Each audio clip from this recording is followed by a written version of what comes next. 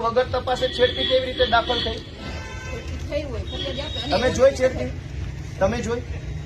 તમે પોતે ત્યાં ઉભા હતા, તમે પેલી બેનને ધક્કો મારીને બહાર લઈ જાવ છો. એ તો સાહેબ એ તો પછી હું આવી હતી, એ પેલા તો બનાવ બન્યો. તમે છેડતી જોઈ? ત્યાં છેડતી કરવા ગયા હતા આ લોકો? બનાવ બની હું શું કહું, આ છેડતી કરવા ગયા હતા ત્યાં? એ છેડતી કેન્દ્ર છે? એ કોલેજ છે તો ત્યાં છેડતી કરવા ગયા? કોલેજ છે? આ કોલેજિયન છે? તો ટેકાના ભાવની ખરીદી કરનારા લોકો ખેડૂત પાસેથી પૈસા માંગે છે, એના માટે કોઈ એમને જાણ કરી તો આનું શું છે? એક મિનિટ, તમે એમ કહો જ્યાં રજૂઆત કરવાનો એને કરો. પ્રાંત અધિકારીને 18, 19, 20 તારીખે 3 વખત રજૂઆત કરી.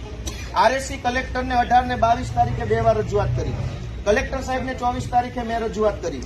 24 તારીખે સીઈઓને રજૂઆત કરી અને 24 તમને એફઆઈઆર આપી. હજુ તમે એમ કહો રજૂઆત કરો તો આ ગુંડા તમને રજૂઆત કરવા આવ્યા હતા? બેન, ભગવાનથી ડરો, ભગવાનથી ડરો. તો ધીમે એટલે પણ હું કઈ ખાઈ ગયો? તમે અમને પર ખોટા આરોપ મૂકો.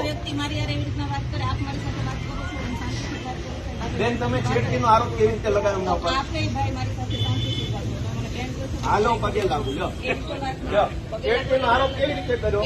કેવી રીતે છેડતી કરી હમણે? નહીં, કેવી રીતે છેડતી કરી હમણે?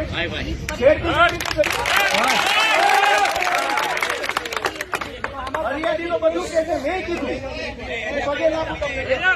પગે લાગુ. લો, છેડતી કેવી રીતે કરી? બેન